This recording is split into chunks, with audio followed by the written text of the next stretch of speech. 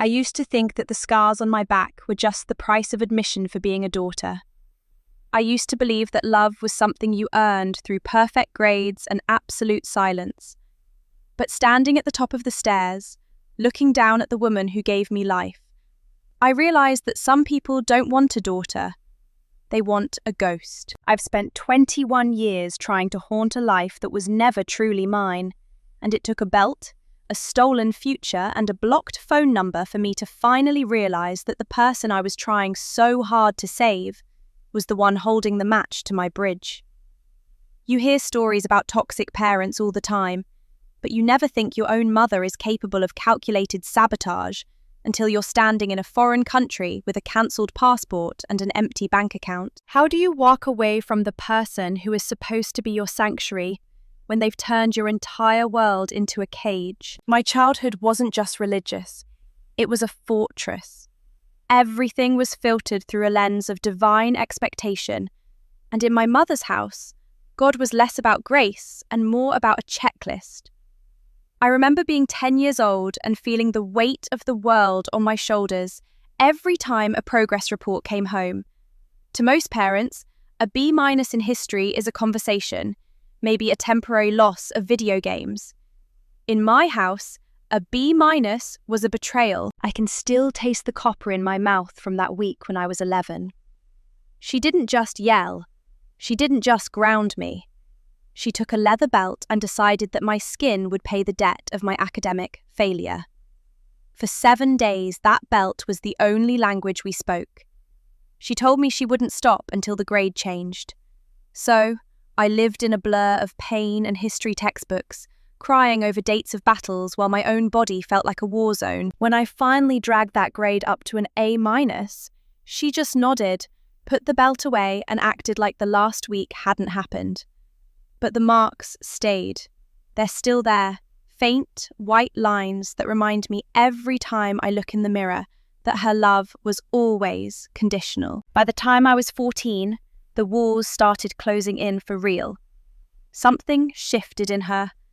It wasn't just about grades anymore. It was about my very existence. She saw the way I looked at the world, the questions I started asking, and she panicked. Her solution was total isolation. She pulled me out of school, disconnected the internet, and took away my phone. I became a prisoner in a house that smelled like lemon polish and old Bibles. I spent my days in a silence so thick it felt like I was drowning. I think she thought she could pray the world out of me if she just kept me away from it long enough. The only reason I even saw the outside of those 4 walls was because the state eventually mandated therapy. I remember sitting in that therapist's office, a small, sterile room that felt like the only safe place on earth. For the first time, I spoke. I told the therapist about the belt, the screaming, and the way I felt like I was disappearing. I'll never forget the look on the therapist's face. It wasn't pity, it was professional alarm.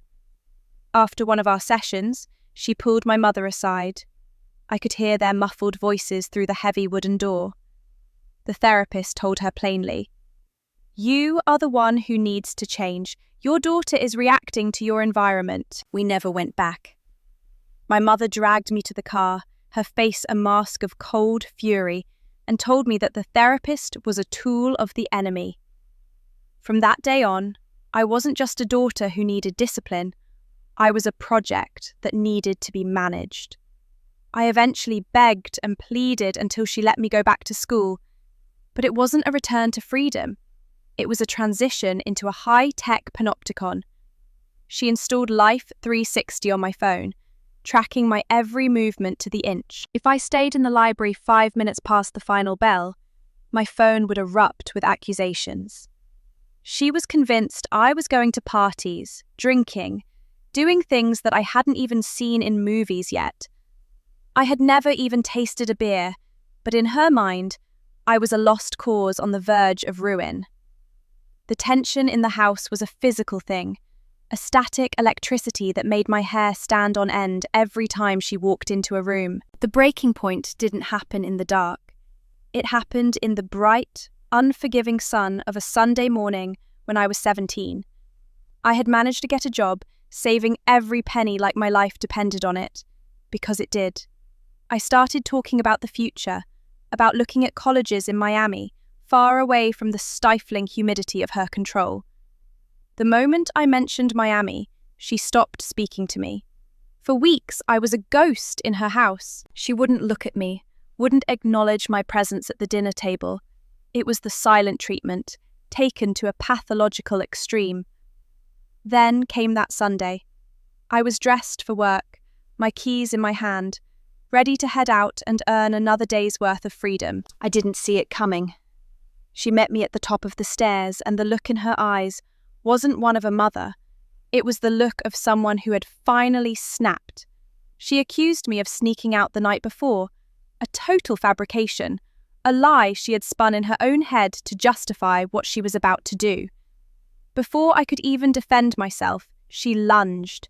She pushed me, and for a second, I was airborne. I remember the sickening thud of my shoulder hitting the steps, the way the world tilted as I tumbled down.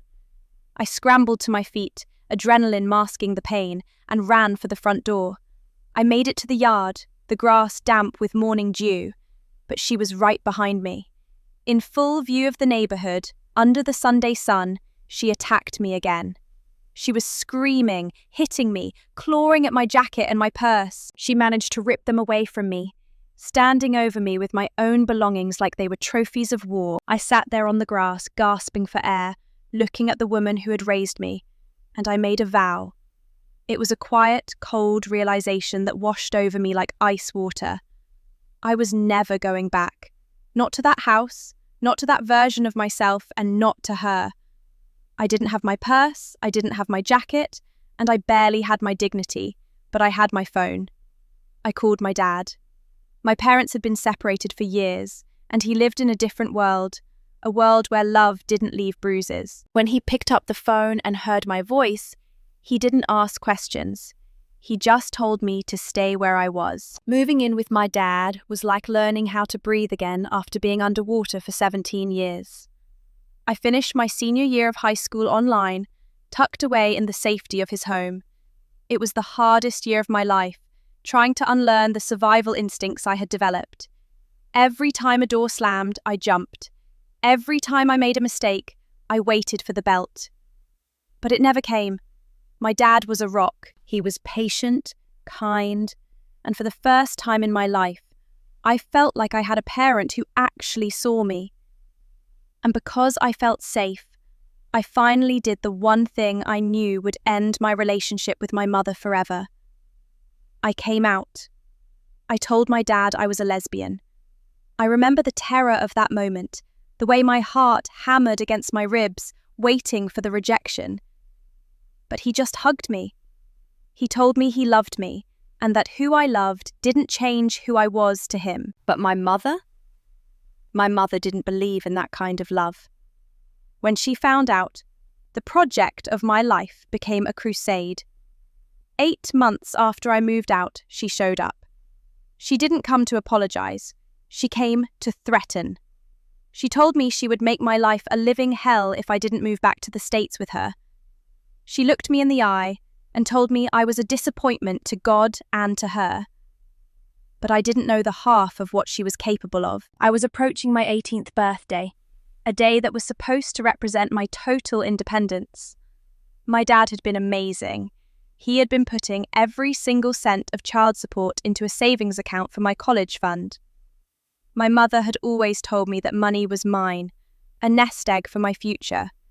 She had the legal right to manage it until I was 18, but she had promised it was for my education. One day before I turned 18, the account was wiped clean. Thousands of dollars, gone. She took every penny and bought a house, but she didn't buy a house for us to live in, or even for her to move into. She bought an abandoned property in the country where I was living with my dad, while she continued to live in the US. It made no sense. It was a spite purchase, a way to ensure I had nothing to my name the moment I became an adult. And to top it off, she secretly cancelled my passport. She wanted me trapped, broke, and beholden to her. She wanted to break me so I would have no choice but to crawl back. Waking up on your 18th birthday is supposed to feel like taking your first real breath of air. You're legally an adult. The world is finally yours to navigate.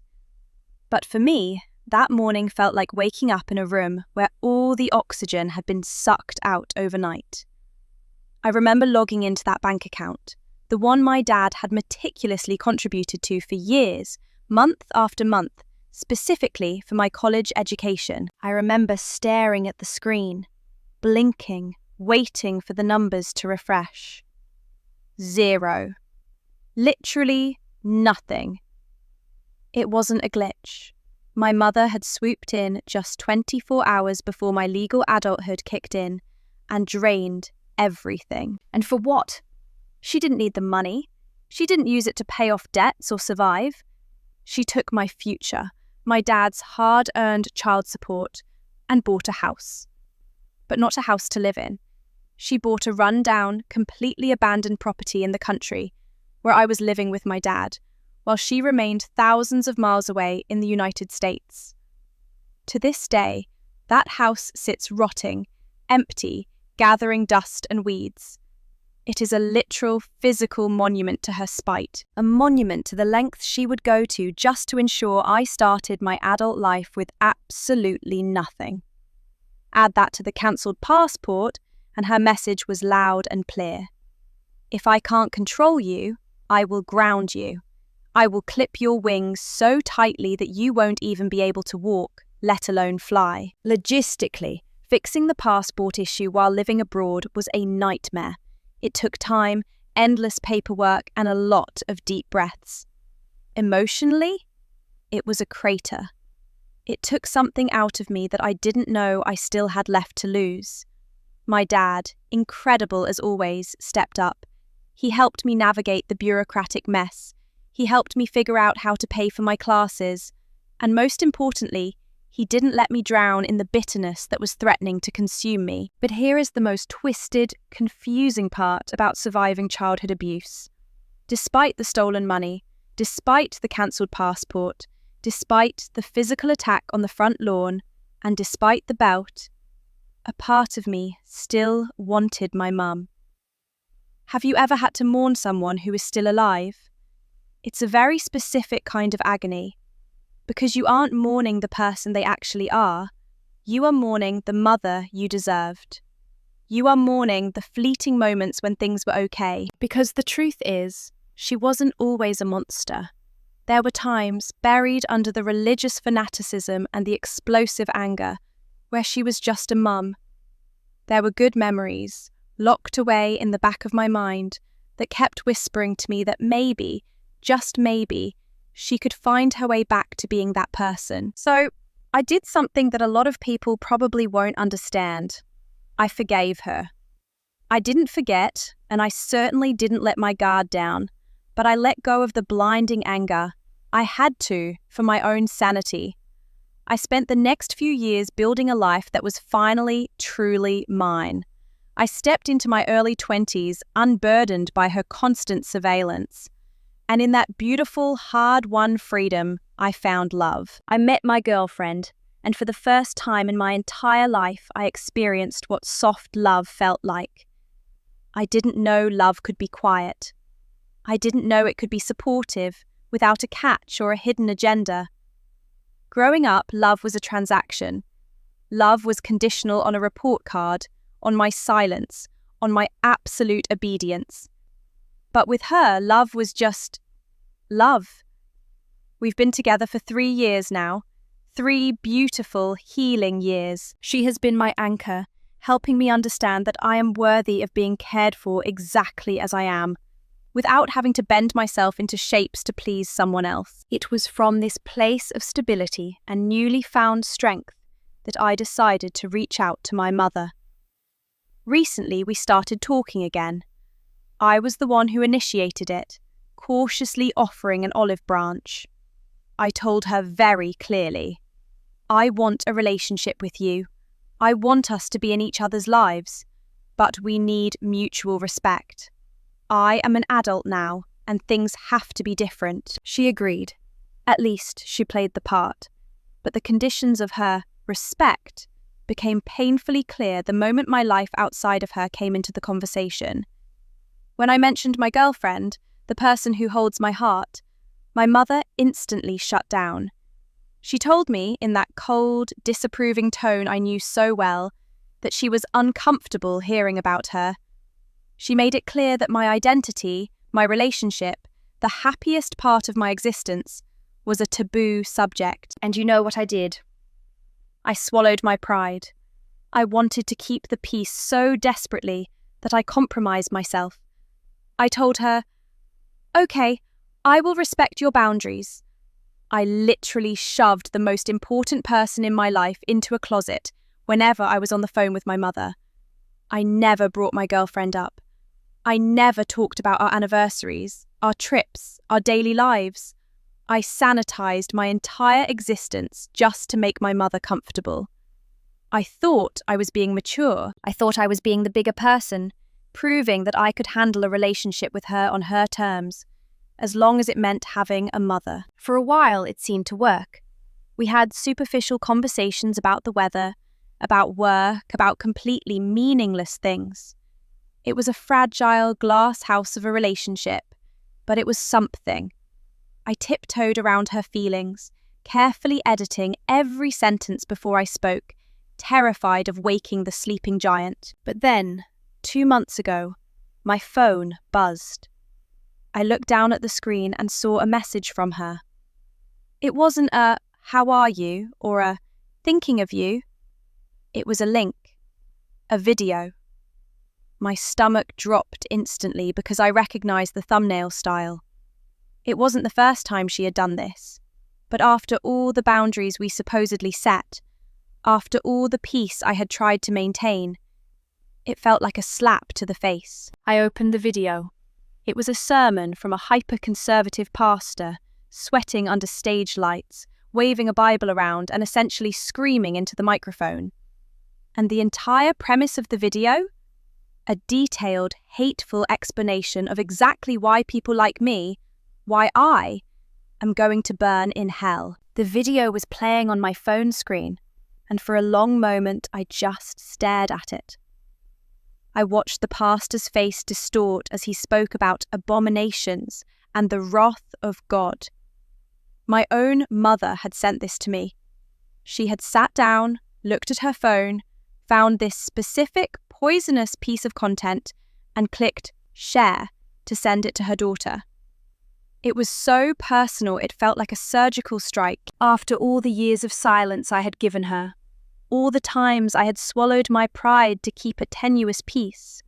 This was her answer. I felt a coldness creep up my spine, but underneath that, a very different sensation started to bloom. It wasn't the old familiar terror, that heart-pounding, shaking hands kind of fear I used to feel when she hit me or blocked my passport. This was something else.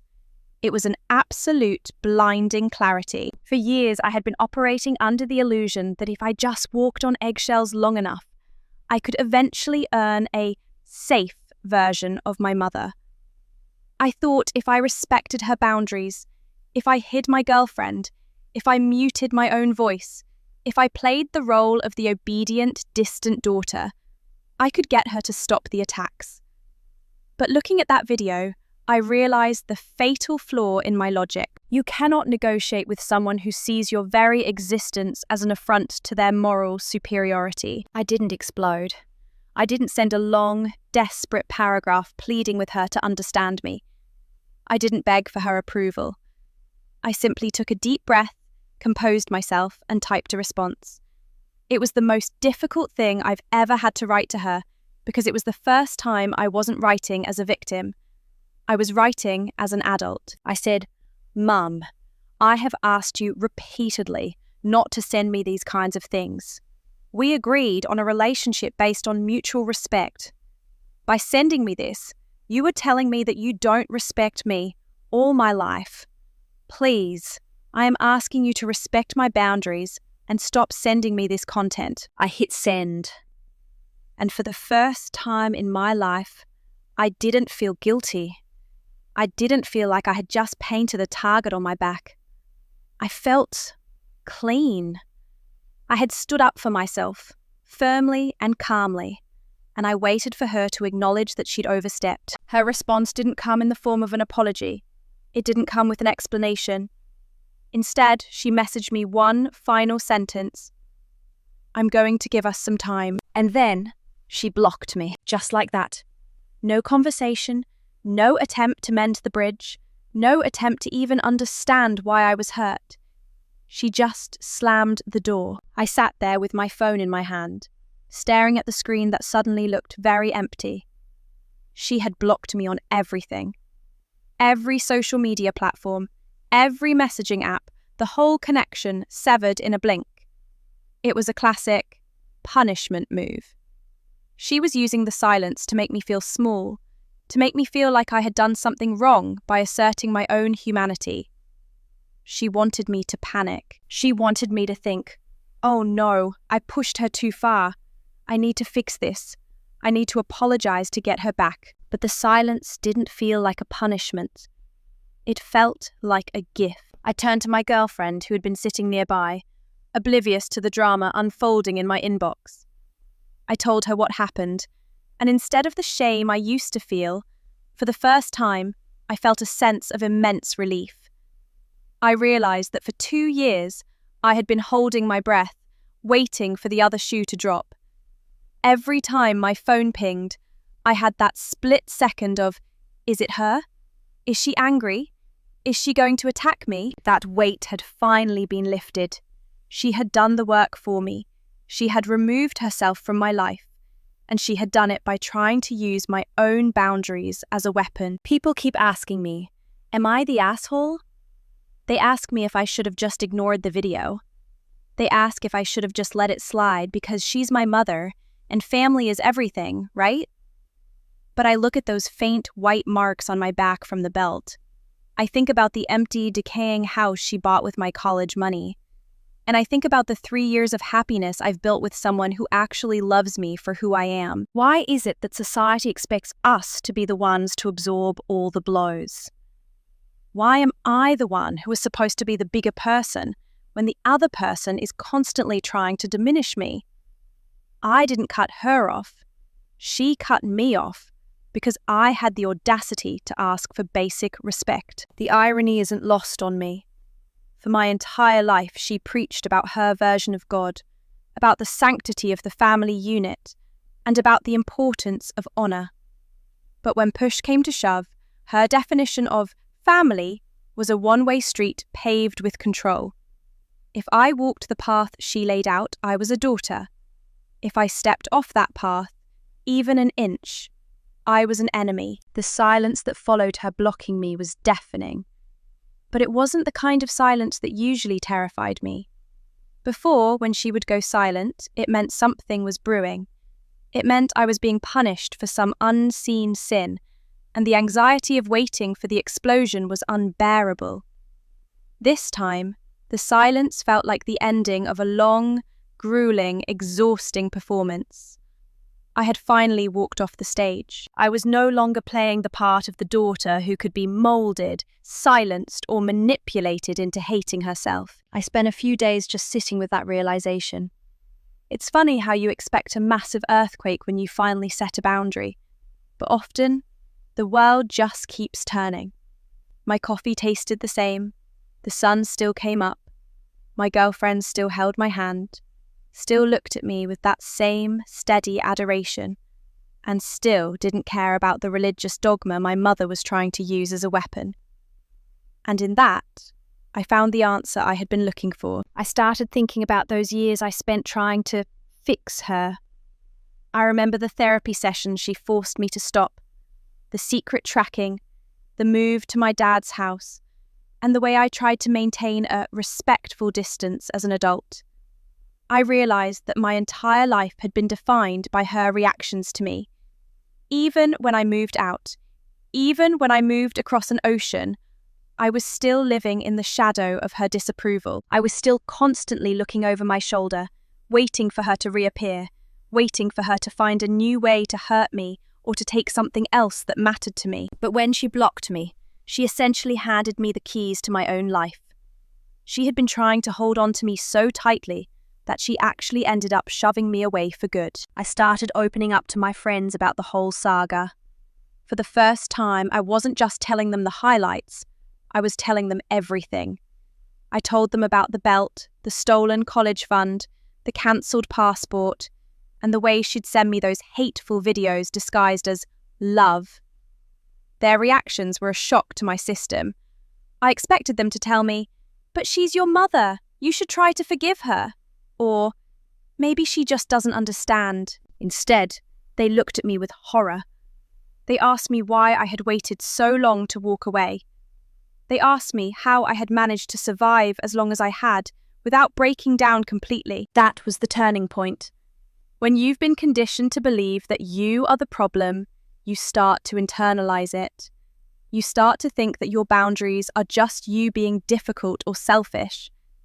But when you hear from people who love you, people who haven't been poisoned by that environment, you start to see the truth.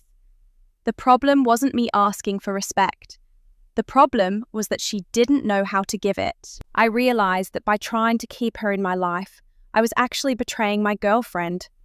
I was keeping this huge part of my life, my partner, our home, our future, in a dark, hidden corner, just so my mother wouldn't feel uncomfortable. I was choosing a woman who actively hated my existence over the woman who actually loved me. That wasn't being a good daughter. That was being a coward. I looked at my girlfriend one night, watching her read on the couch, completely at peace, and I felt a wave of shame. Not for being who I am, but for the fact that I had allowed my mother's voice to make me feel like my love was something to be ashamed of. I walked over to her, sat down, and apologized. I told her everything I had been keeping hidden. Not the stories about my mum, because she knew those, but the way I had been actively excluding her from my heart whenever I spoke to my mother. She just smiled, took my hand, and said, "I know you were trying to survive, but you don't have to survive anymore. You're home." That night, I realized that I didn't need to ask if I was the asshole for standing up for myself. I knew the answer. The only reason someone would call me an asshole is if they believe that parents have an eternal, unquestionable right to abuse and manipulate their children. And they don't. You are not obligated to set yourself on fire just to keep someone else warm, especially when that person is the one who lit the match in the first place. The irony isn't lost on me. I spent so many years trying to balance two worlds. The one where I was constantly being scrutinized for my failures, and the one where I was actually allowed to exist. It's like living in a house with a ghost. You get used to the cold spots, the creaking floorboards, and the sudden, irrational fears that you're being watched, even when you know, logically, that you're alone. Only in my case, the ghost wasn't a spirit. She was a woman living in the United States, thousands of miles away, who still managed to exert a gravitational pull so strong it warped the trajectory of my entire life. You know, people often romanticize family. They talk about blood being thicker than water, as if that justifies the way we're expected to endure endless, soul-crushing trauma. But blood isn't thicker than water when the water is poisoned. It's just an anchor dragging you down to the bottom of the ocean. And for the longest time, I was the one holding the rope, refusing to let go, hoping that if I just pulled hard enough, I could drag her up into the light with me. I thought if I showed her enough grace, enough patience, enough respect, maybe she'd finally realize what she was losing. Maybe she'd see the woman I'd become, the one who could build a life from scratch, the one who could survive being stripped of her identity and her savings, the one who found love in a place where I was told it didn't exist. But the video was the final drop in a bucket that had been overflowing for years. When I look back at that interaction, the pastor, the sermon, the thinly veiled message that my soul was a lost cause, I see it for exactly what it was. A coward's way of saying, I don't care who you are, I only care that you bow to who I want you to be. She didn't want a daughter. She wanted a reflection. She wanted a mirror that would stare back at her and confirm that her worldview was the only one that mattered. And when I finally dared to speak, when I dared to say no, she didn't just walk away. She did what she always did. She punished me. She used the only power she had left, which was the silence. But here is the thing about being cut off by someone who has only ever brought chaos into your life. The silence isn't empty. It's actually quite loud. It's the sound of your own heartbeat, steady and rhythmic, no longer skipping a beat every time a text notification pings.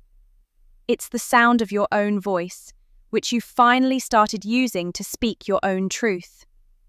I realized that by trying to keep her in my life, I was essentially giving her permission to keep abusing me. I was inviting the wolf into the living room and then wondering why the furniture was being shredded.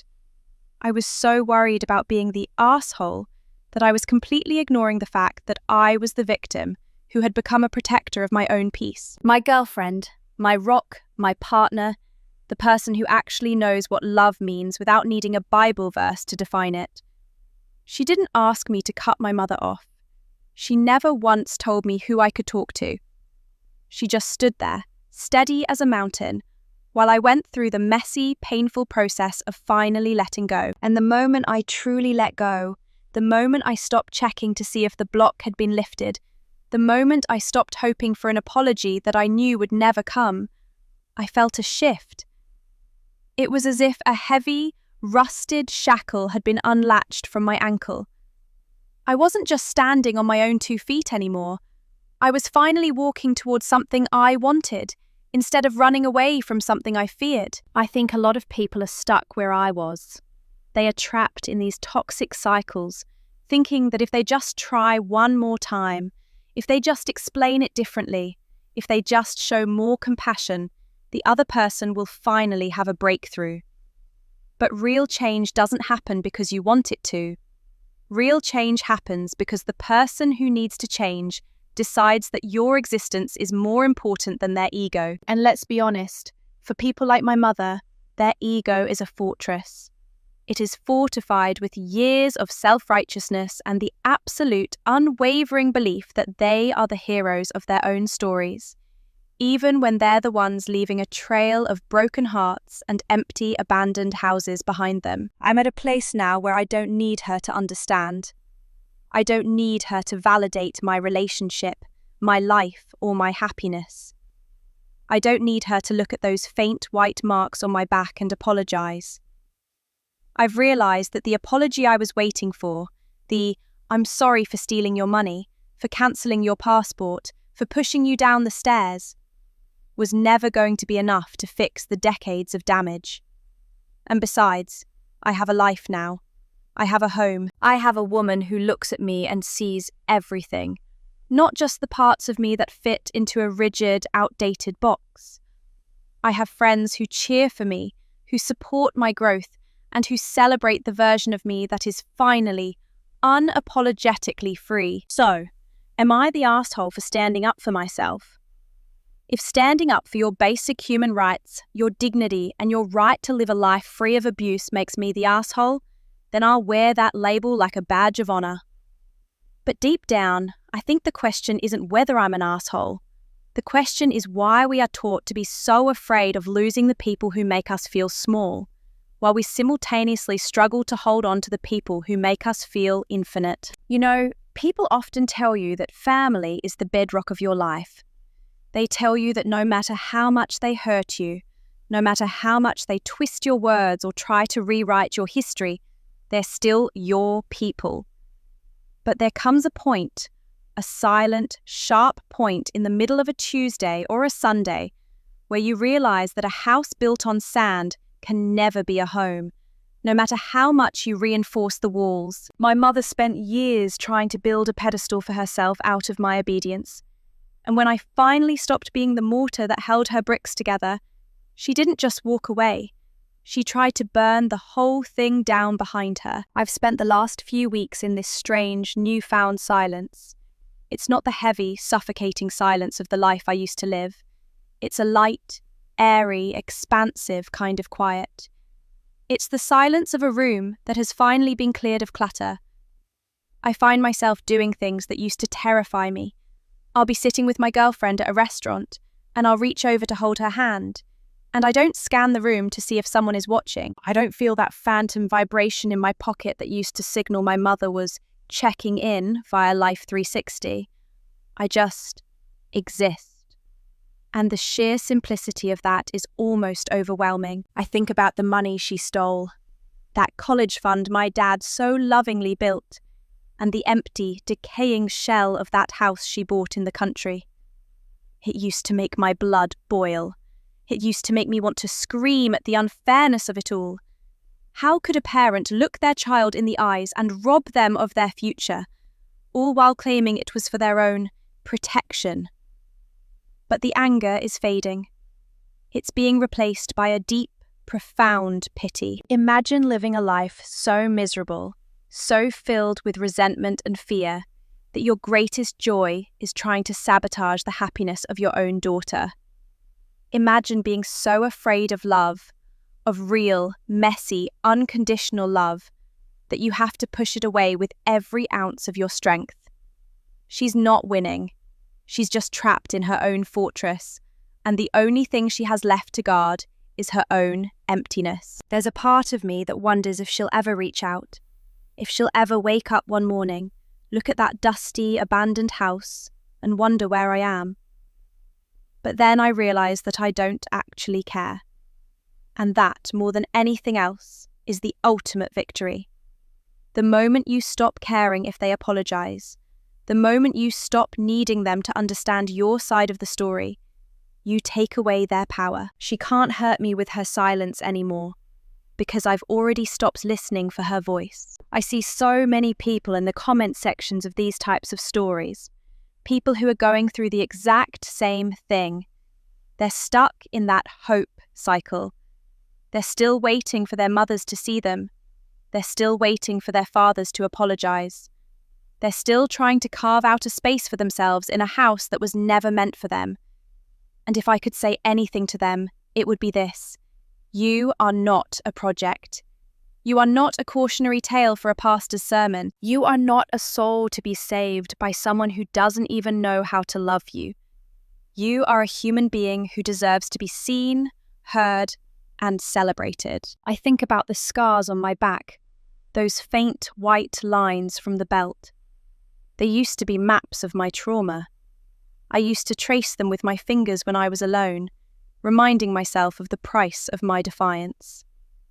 But they aren't maps of trauma anymore. They're scars of survival. They are proof that I was pushed, that I was hit, that I was starved of affection, and that I didn't just survive. I walked away. I built something better. I'm standing here, at 21, in a life that I chose. I have a partner who holds me when I'm having a bad day, who celebrates my wins, who doesn't care about my grades or my purity or any of the labels my mother tried to pin on me. I have a father who stood by me when I needed him most, a man who showed me that blood really is just blood.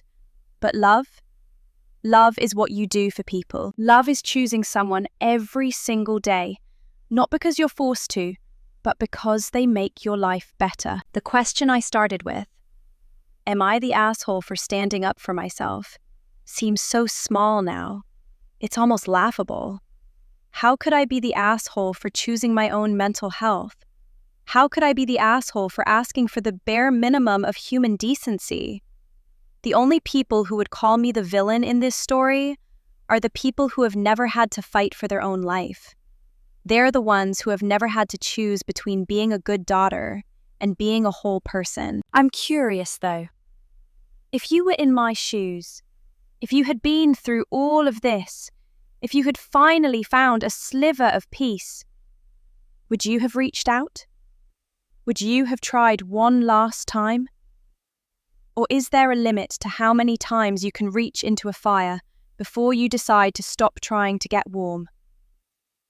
I've realized that my limit wasn't a number. It wasn't a specific event. My limit was the moment I realized that my own life was worth more than her approval. You know, people often tell you that forgiveness is for the person being forgiven. They say, forgive her for your own sake, so you can move on. But I think that's a dangerous half-truth. I spent years practicing a kind of performative forgiveness, a polite, detached version of peace that was really just a way to keep the peace. I thought if I acted like the bigger person, she'd eventually mirror that behavior. I thought that by refusing to hold a grudge, I was somehow elevating myself above the trauma of my childhood. But the truth is, I was just making myself an easier target. When you forgive someone who isn't even looking for redemption, you aren't freeing yourself. You're just giving them a fresh, clean sheet of paper to write their next chapter of abuse on. It's been a while now since she blocked me, and I've been able to look back at the situation with a level of clarity I never thought I'd possess. I used to be so afraid of the word estranged. It sounded so final, so cold. It sounded like a failure. But standing where I am now, looking at the life I've built with my girlfriend, I've realized that estrangement isn't a failure at all. It's a boundary. It's a literal wall I've built around my heart to keep the things that hurt me from getting back inside. And honestly, it's the most beautiful home I've ever lived in. I think about the people who say, "But she's your mother. She's all you have." That's the most toxic lie of all. My mother isn't all I have. I have my dad, who stood by me when I was at my lowest. I have my girlfriend, who loves me with a soft, steady, unconditional grace that I didn't even know existed. I have my own life, my own dreams, and my own sense of self that isn't tethered to someone else's religious dogma. I have everything I need to be whole, and that's the realization that finally silenced the guilt. If you're reading this, or if you're listening to this, and you're wondering if you're the arsehole for setting a boundary, let me tell you something. The fact that you're even asking yourself that question is a symptom of the trauma itself.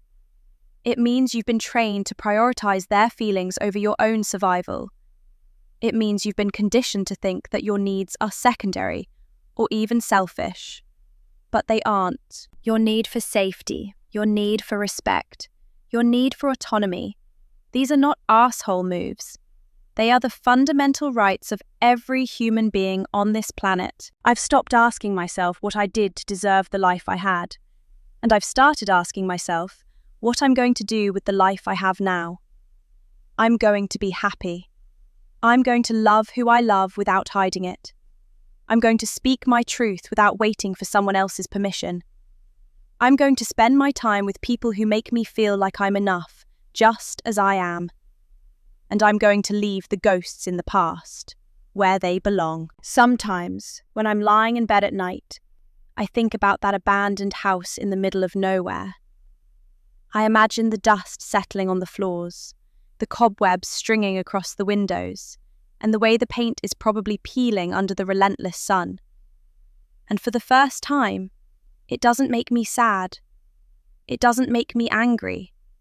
It just makes me realize how temporary and insignificant those attempts to hurt me really were. She tried to trap me in a house of dust, but I walked out and built a home of light. I didn't start this journey to become a person who cuts people out. I started this journey as a person who just wanted to be loved by her mother. But the destination, the place where I finally realized that my love for myself was enough, is so much better than what I was looking for. I am 21, I am free, and I am finally, truly mine. And if that makes me the villain in her story, then I'm perfectly fine with that. Because in my story, I'm the hero who finally learned that the most important rescue mission I would ever undertake was the one where I saved myself from her. I'm curious though, if you were in my shoes, if you had spent years trying to maintain a relationship with a parent who was constantly undermining you, what would be your breaking point? What is that one thing, that final straw that makes you realize you have to choose yourself? Share your thoughts in the comments, because I know I'm not the only one who has had to learn how to let go. And if you're going through something similar, if you're feeling that weight of guilt and pressure, just know this: you aren't alone. You're doing the hard work of breaking a cycle that was meant to crush you. And the fact that you're still standing, that's everything. Don't forget to subscribe to the channel if you want to hear more stories about growth, boundaries, and the long road to finding yourself. It helps us keep this conversation going, and it helps people like us realize that we aren't crazy for wanting to be happy. Thank you for listening to my story.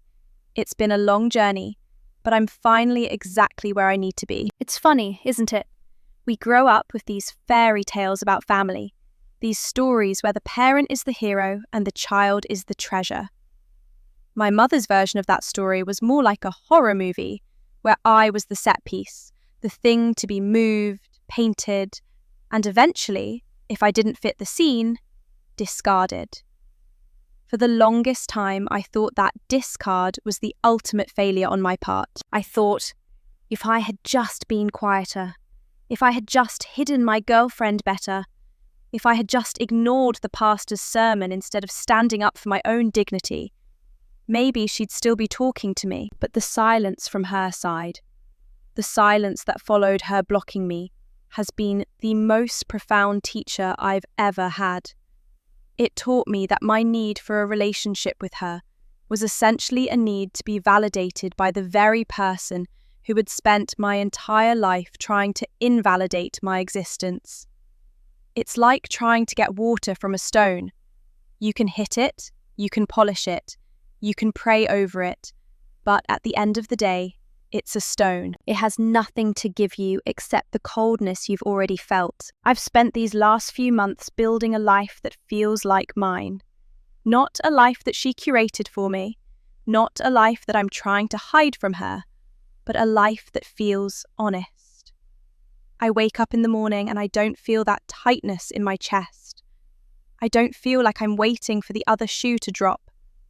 I look at my girlfriend and for the first time, I don't feel like I'm keeping a secret.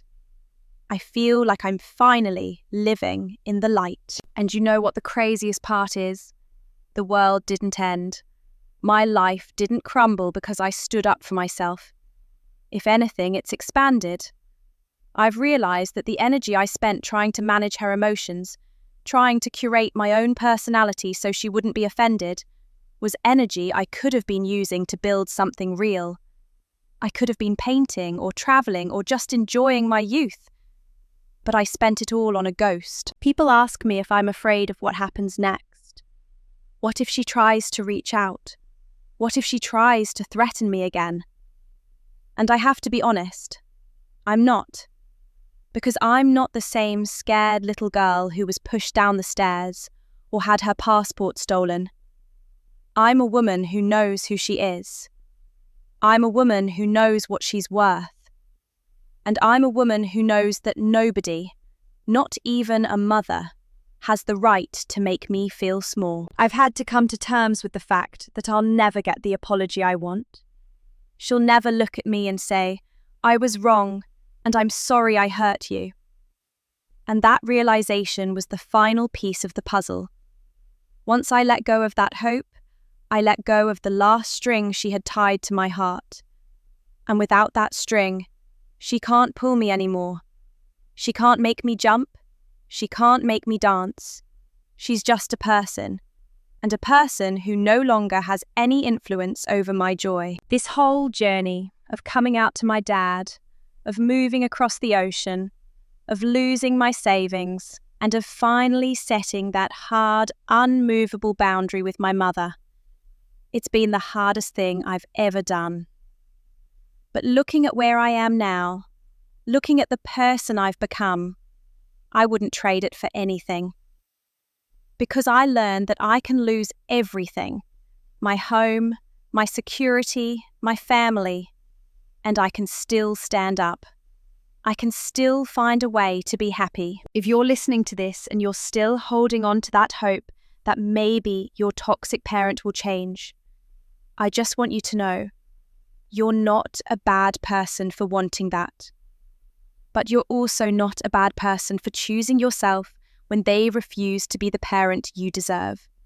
You are the architect of your own life, and sometimes the most important work you do as an architect is tearing down the walls that were built to keep you from seeing the horizon. I think the most important thing I've learned through all of this is that love isn't something that should hurt. It shouldn't be a test you have to pass. It shouldn't be something you lose because you dared to be yourself. Real love is a shelter. It's the person who stays when things get hard, not the person who leaves because you stood your ground. So, I'm done asking the question. I'm not the asshole. I'm just a survivor who finally realized that my life is too beautiful to spend in the shadow of someone else's hate. And I hope, wherever you are, and whatever you're going through, you find the courage to step into your own light too. It's warm out here, and it's finally quiet. If you've stuck with me through this story, I want to hear from you. What's the boundary you've had to set, and how did it change your life? Let's talk about it in the comments. We're all in this together, and sometimes sharing our story is the first step toward the healing we all deserve. And if you enjoyed this journey and want to hear more stories about finding yourself, don't forget to hit that subscribe button. It means the world to know that this story reached someone who needed to hear it. Thank you for being part of my journey. Thank you for listening to my truth. It's been a long road, but for the first time, I'm finally at home. It's funny to think about how much weight we carry for the sake of family. We're taught from such a young age that the bond between parent and child is sacred, a kind of eternal tether that can't and shouldn't be broken.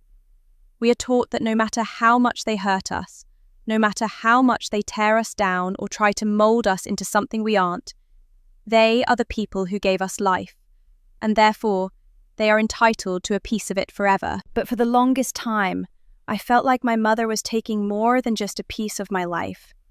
She was taking the whole thing. Looking back now, at 21, I realized the arsehole label was never really about me. It was about her need to keep me in a box that I had outgrown a long time ago. When I was 17, sitting on that front lawn with my stolen purse and my bruised shoulder, I thought the worst part was the physical pain. I thought the worst part was the fear of what she would do next. But the real horror was the slow, creeping realization that the person I was desperately trying to please was the person who was most terrified of me actually being myself. I think about the phone calls where I would carefully steer the conversation away from my girlfriend, away from my pride, away from anything that made me me. I was essentially erasing myself in real time just to keep the peace. And for what? So she wouldn't have to face the reality that her daughter was an adult with her own mind and her own heart. That kind of fear, that kind of desperate, clawing need to control, is not love. It's a prison. And the moment I sent that message, the moment I drew the line and said, I deserve to be respected, I wasn't just standing up for myself. I was breaking the lock on a cage I had lived in for almost 2 decades. The aftermath of that confrontation was silence, yes, but it was a constructive silence. It was the sound of a path being cleared. I remember the first time I went out with my girlfriend after my mother blocked me. We went to a park, just a simple, sunny afternoon, and for the first time in 3 years, I didn't feel a shadow over my shoulder. I didn't feel like I was committing a sin by simply being happy. I realized that my life had been a series of ifs. If I do this, she'll be mad. If I say this, she'll stop talking to me. I had lived my life like a minefield. And suddenly, the field was empty. The mines had been deactivated by the person who planted them. It's been a while, and the anger that used to feel like a fire in my gut has dimmed into a dull, manageable ember. I don't need her to apologize anymore.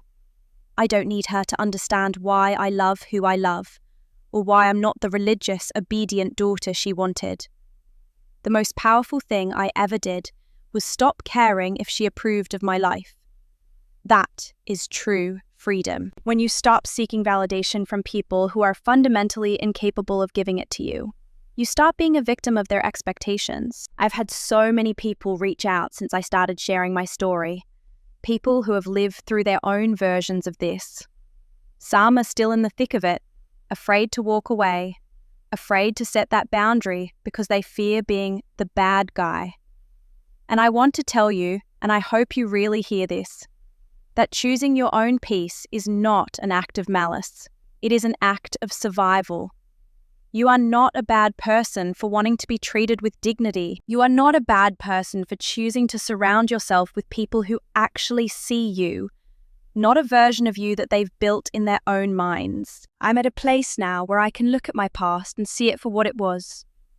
I was a child who was forced to grow up too fast, in an environment that prioritized control over connection. But I'm not that child anymore. I'm an adult who has found her own way, who has a partner who loves me without conditions, and who finally understands that the most important relationship I will ever have is the one I have with myself. So, if you're listening to this and you're wondering if you're the asshole, please take a breath. Look at your life. Look at the people who stand by you when the world feels heavy. If you're being made to feel small, if you're being made to hide who you are, if you're being made to choose between your identity and your family, just know that you don't have to make that choice forever. You can choose yourself. You can choose the life you deserve. I'm so proud of where I am. I'm proud of the scars, not because they define me, but because they remind me of how far I've come.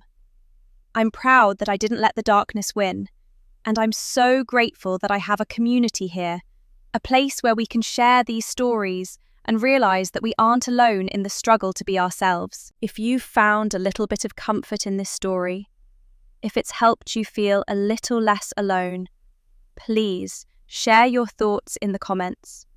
I read them, and they remind me that we're all part of a much bigger, much stronger story of resilience. And if you want to stay on this journey with me, make sure to subscribe. It helps us reach more people who might be exactly where I was a few years ago, looking for a sign that it's okay to walk away, and that it's okay to finally, truly be happy. Thank you for listening. This has been the hardest, most beautiful journey of my life. I'm finally home.